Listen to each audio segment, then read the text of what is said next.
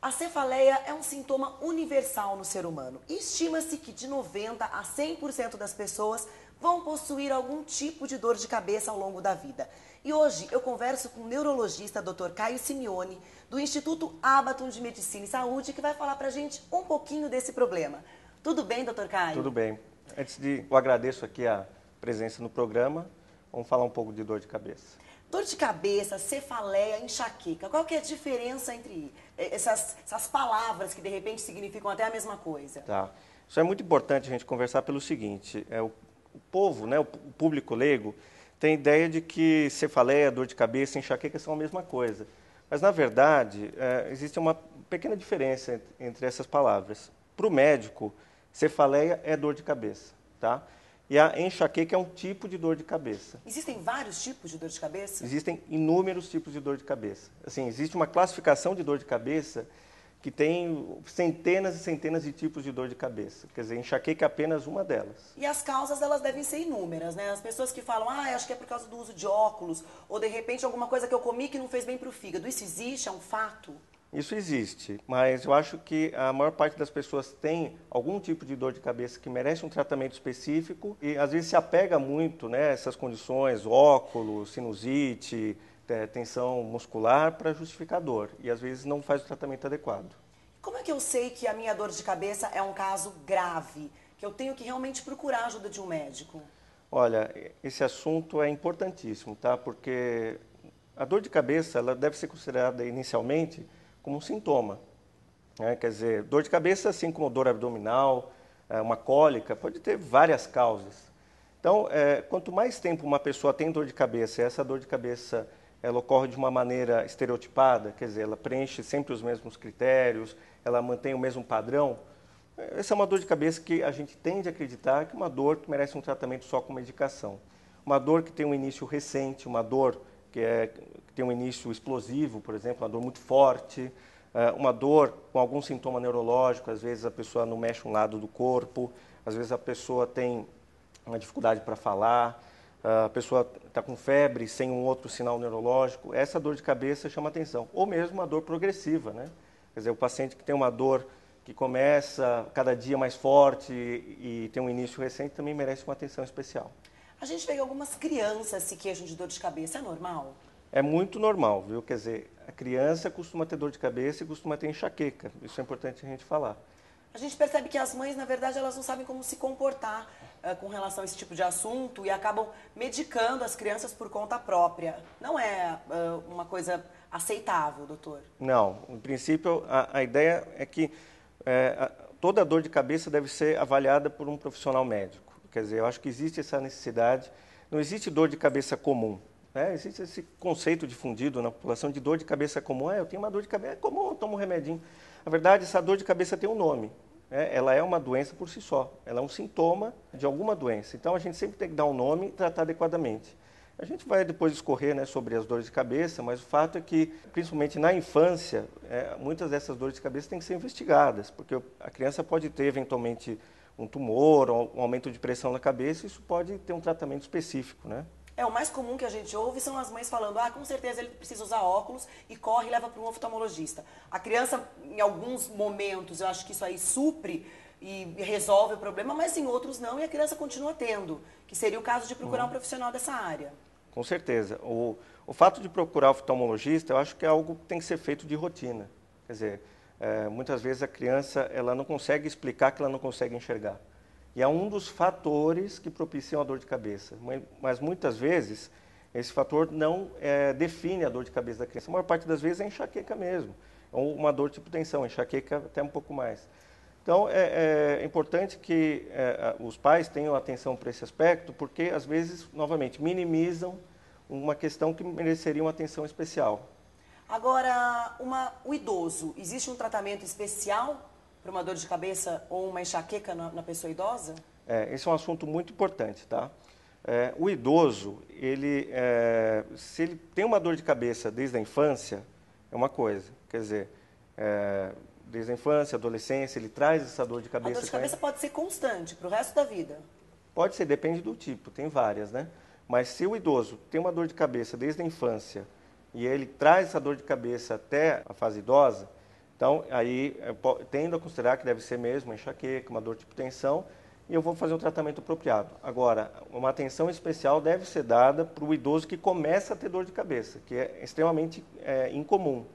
Quer dizer, é extremamente raro um Então, idoso... o preocupante, na verdade, é se o idoso nunca teve e a partir de certa idade ele começa a ter. Perfeito. Quer dizer, um idoso que começa a ter dor de cabeça, com certeza precisa procurar um médico e fazer uma investigação. Não é uma dor de cabeça comum. A gente tem um VT agora a respeito de massagens. Vamos conferir.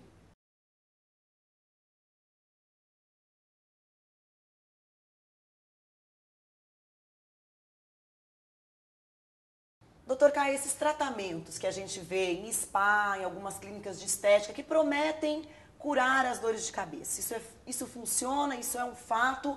Ou, na verdade, não tem nenhum fundo de verdade nisso? Dor de cabeça tem que ter um diagnóstico médico, né? Então, eu citei isso no começo e reitero. Então, a partir do momento que o paciente tem um cuidado médico, está fazendo um acompanhamento médico, ele tem toda a liberdade de procurar um tratamento auxiliar. Aliás, eu acho que faz muito bem do ponto de vista psíquico, né? Mas eu acho que ele não deve, sem um diagnóstico apropriado, ele precisa, se necessário, tomar medicação. Tem alguns tipos de dor de cabeça que precisam de tratamentos específicos. E se ele quiser, se ele optar por fazer um tratamento alternativo, complementar, a acupuntura é muito bom, quer dizer, é um tratamento auxiliar e deve ser feito. Mas eu acho que o paciente não deve, por conta própria, sem orientação médica, procurar esse tipo de serviço. Agora, a alimentação. A gente percebe que muitas pessoas falam, se eu como alguma coisa, ataca meu fígado, me dá dor de cabeça. Isso é um fato? Olha, existem pessoas que, quando ingerem algum alimento, desencadeiam dor de cabeça. Isso é muito comum, né? Chocolate, tem muita gente que come chocolate e tem dor de cabeça. Um tipo específico de dor de cabeça, aqui falando de enxaqueca, nesse caso pode acontecer, né? Mas não são todas as pessoas que têm esse tipo de problema, né? É importante a gente não generalizar aqui. Quer dizer, se a pessoa tem, por exemplo, enxaqueca, ela não pode comer chocolate. Ou ela tem enxaqueca, ela não pode consumir gordura. Depende da pessoa, né? Quer dizer, eu conheço enxaquecosos que podem comer chocolate, e outras que podem consumir gordura, ou que podem, às vezes, atrasar algum período de alimentação, e sem isso definir a dor de cabeça dela. Quer dizer, isso depende de uma abordagem particularizada. O paciente vai passar por uma avaliação médica e aí, juntos, o paciente e o médico vão decidir quais são os principais fatores para esse paciente. Mas, para grande parte das pessoas, né, o que tem enxaqueca, algum tipo de alimentação pode desencadear, sim. Entre eles, o chocolate, gorduras, corantes, tudo mais. Agora, e essas pessoas que, de repente, sofrem de bruxismo e acordam com um outro tipo de dor de cabeça? Existe medicação para isso? Existe. Nesse caso, o profissional até mais adequado é o dentista, tá? É o profissional dentista. Mas um neurologista consegue detectar que aquela dor que aquela pessoa está sentindo está relacionada a esse tipo de problema, enfim? Faz parte da avaliação médica inicial, quer dizer, além da história, da anamnese que o médico faz, ele precisa avaliar a articulação temporomandibular e perceber se existe algum tipo de tensão. Logo que ele detecta isso, ele encaminha para um dentista e aí ele vai ter um diagnóstico mais preciso, né, dessa disfunção. Mas é importante frisar, e até, né, retornando aqui ao foco do programa, que a maior parte dos pacientes que têm dor de cabeça atribui essa dor de cabeça, às vezes, a sinusite, a um problema de visão, a um problema de articulação temporomandibular, atribui a pressão alta, muito comum, vamos no pronto-socorro, pressão alta, atribui a estresse, estou nervoso, dor de cabeça, quer dizer, mas o foco, né, da dor de cabeça geralmente é uma enxaqueca, uma dor que precisa ser tratada, uma doença, né, chamada enxaqueca que requer um tratamento específico. Então, é importante que a gente fale sobre isso, porque todos esses fatores acabam muitas vezes fazendo o paciente perder tempo na procura de um profissional adequado, né? Quer dizer, antes de procurar no meu consultório, o paciente já passou com cardiologista por causa da pressão, por otorrino por causa da sinusite, dentista, já passou por oftalmo, quer dizer, e o último profissional é o neurologista. Que, na verdade, deveria ser o primeiro. Deveria ser o primeiro. Justamente. Isso quando procura, porque a maior parte dos pacientes nem vai no consultório médico, procura se medicar. Só vai ao médico quando a situação realmente já está desesperadora, né? Doutor, e existe algum tipo de exame específico, uma tomografia, que mostre o tipo de dor de cabeça que a pessoa tem? Olha, o exame de imagem, seja tomografia, seja ressonância magnética, ele está indicado só em situações em que você procura uma outra causa para dor de cabeça, que não seja uma enxaqueca, que não seja uma cefaleia do tipo tensão. Quer dizer, essas são dores de cabeça que têm uma abordagem especial. Como eu te falei no começo do programa, dores de cabeça que tem um início recente, que tem algum sinal neurológico, né, em que a pessoa, por exemplo, mudou o padrão de dor de cabeça desse paciente. Nesse caso, o exame de imagem muitas vezes está indicado. Agora, a enxaqueca, a dor do tipo tensional, não vai aparecer no exame, entendeu? Quer dizer, você vai fazer uma ressonância magnética de um paciente com enxaqueca e não vai aparecer absolutamente nada. Então, não é o exame de imagem que vai definir a doença, e sim a história, né, as características da dor e o fato de você não encontrar nada no exame neurológico, né? Bom, muito se falou sobre enxaqueca. Eu acho que merece uma próxima entrevista. Eu quero poder contar com a sua presença, doutor Caio, mais uma vez. Agradeço a sua presença no nosso programa. E você que está em casa, que tem dúvidas, acessem o nosso site e continuem ligados no programa Pílulas de Saúde.